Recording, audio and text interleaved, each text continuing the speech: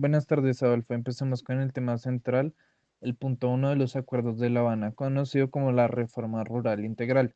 Este punto constituye la base estructural del acuerdo final porque aborda la raíz histórica del conflicto armado colombiano, la desigualdad rural y el problema de la tierra. Así es, Daniel. El punto uno busca transformar el campo colombiano mediante medidas de acceso y formalización de tierras, inversión en infraestructura y servicios, fortalecimiento de la economía campesina y reparación a las víctimas del despojo y del desalojo. Es el componente que pretende cerrar la brecha entre el campo y la ciudad y garantizar condiciones de vida dignas para la población rural. Para que nuestro público entienda por qué este punto fue el primero, debemos explicar el contexto histórico. Colombia tiene uno de los niveles más altos de concentración de la tierra en América Latina. Según estudios como la Oxfam y el Censo Nacional Agropecuario, más del 70% de la tierra productiva está en manos del menos del 5% de los propietarios. Ese nivel de concentración no es reciente. A mediados del siglo XX se expidió la Ley 135 de 1961, que creó el Instituto Colombiano de Reforma Agraria INCORA y buscó redistribuir tierras.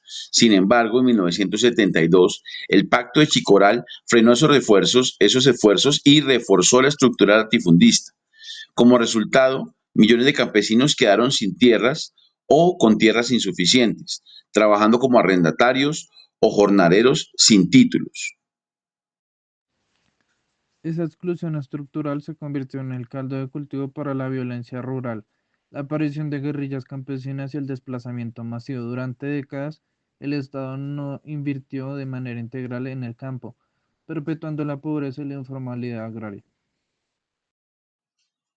Por eso, cuando en el 2012 se abrió la negociación con las FARC en La Habana, se decidió que el primer punto de la agenda sería la cuestión agraria.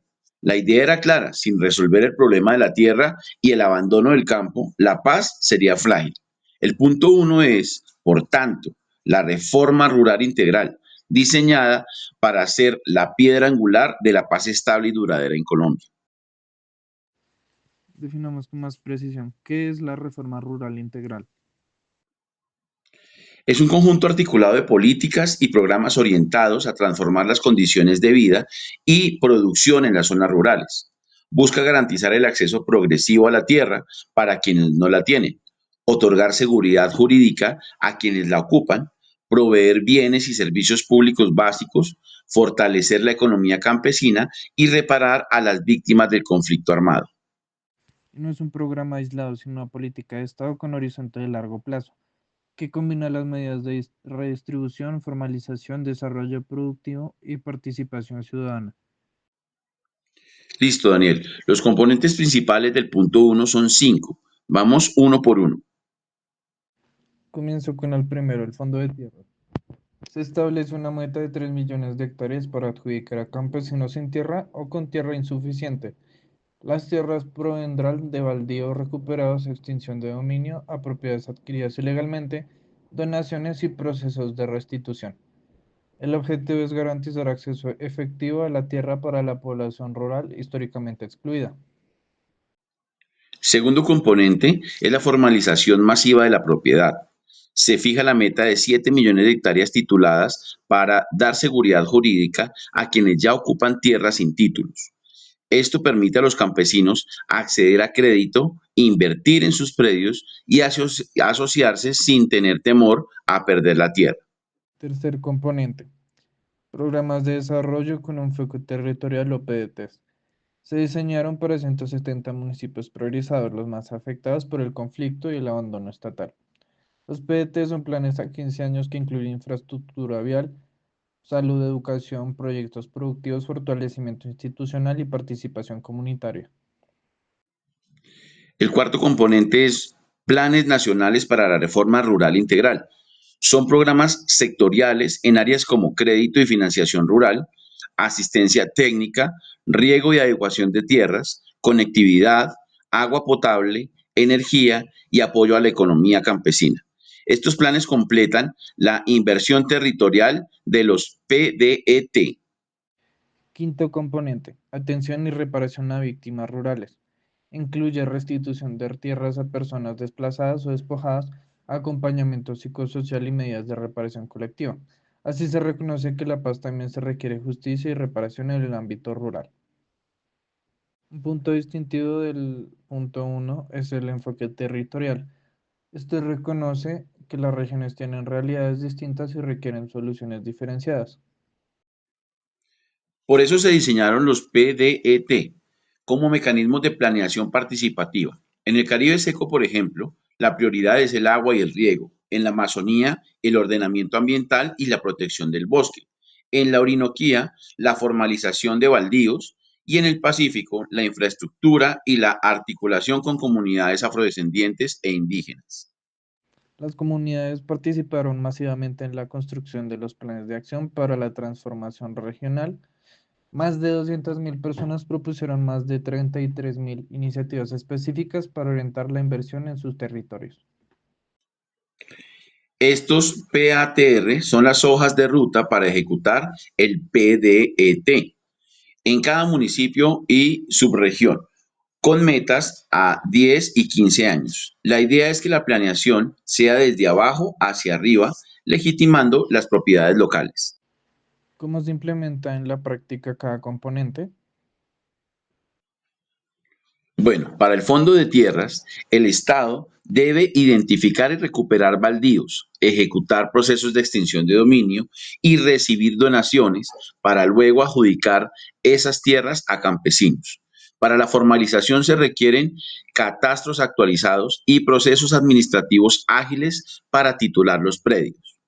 Los PDET se ejecutan mediante proyectos de infraestructura, fortalecimiento institucional y desarrollo productivo definidos por el PATR. Los planes nacionales proveen recursos sectoriales para completar la inversión territorial. La restitución se implementa a través de sentencias judiciales y acompañamiento integral para que las familias puedan regresar y reconstituir su proyecto de vida.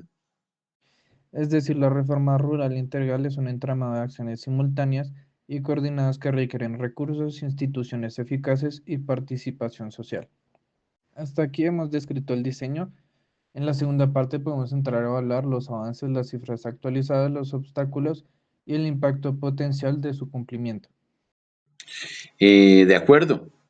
Esa era la manera de completar nuestra exposición, mostrando no solamente qué es la reforma rural integral, sino cómo va y qué puede significar para el futuro de este país.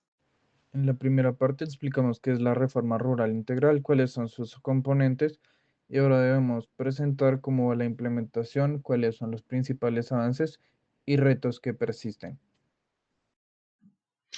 Empecemos entonces con las cifras oficiales más recientes. Según el reporte de la Agencia Nacional de Tierras, en mayo de 2025 el Fondo de Tierras ha entregado aproximadamente 2.5 millones de hectáreas. Aunque la meta son 3 millones, además el gobierno ha comprado más de 494.000 hectáreas adicionales para destinarlas a campesinos sin tierra. En materia de formalización, se han titulado alrededor de 1.4 millones de hectáreas frente a la meta, que son 7 millones de hectáreas. En cuanto a los PDET, más del 50% de las 33.007 iniciativas propuestas por las comunidades en los planes de acción para la transformación regional ya han iniciado ejecución en las 6 subregiones priorizadas. Se han construido y mejorado vías terciarias, escuelas rurales, centros de salud y proyectos productivos. Sí, pero sin embargo los informes del Instituto Kroc de la Universidad de Notre Dame, que es la encargada de hacer el seguimiento internacional a la implementación, indican que el avance del punto uno ronda entre el 35 y el 40%, dependiendo de cómo se mida. Esto significa que la mitad del camino sigue pendiente y que, sin este punto, la paz territorial no se consolidará. Es decir, hay procesos visibles, pero todavía insuficientes para cumplir las metas iniciales. Ahora hablemos de los obstáculos estructurales que han frenado la implementación. Entre los principales obstáculos se encuentran los recursos financieros insuficientes y la falta de continuidad política. La reforma rural integral requiere inversiones sostenidas a largo plazo. Los cambios de gobierno y de prioridades presupuestales han ralentizado esta ejecución. También está la carencia de catastro actualizado.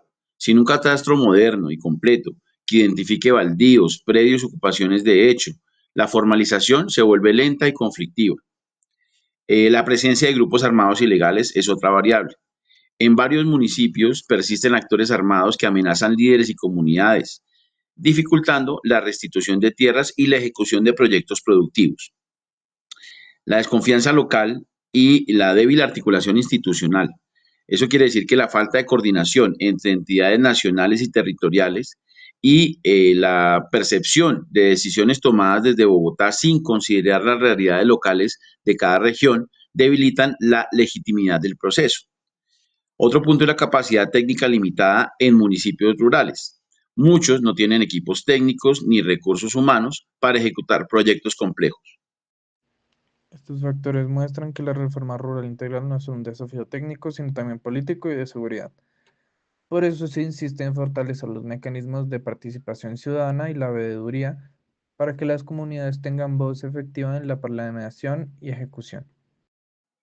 Sí, así es. Sin participación real, los proyectos pueden quedar en planes sin ejecución. El acuerdo establece que las comunidades deben ser parte activa del diseño y seguimiento de todos los programas, no solamente consultadas al inicio. Pasemos ahora a explicar el impacto potencial de la reforma rural integral si se cumple plenamente. Claro, el impacto sería transformador.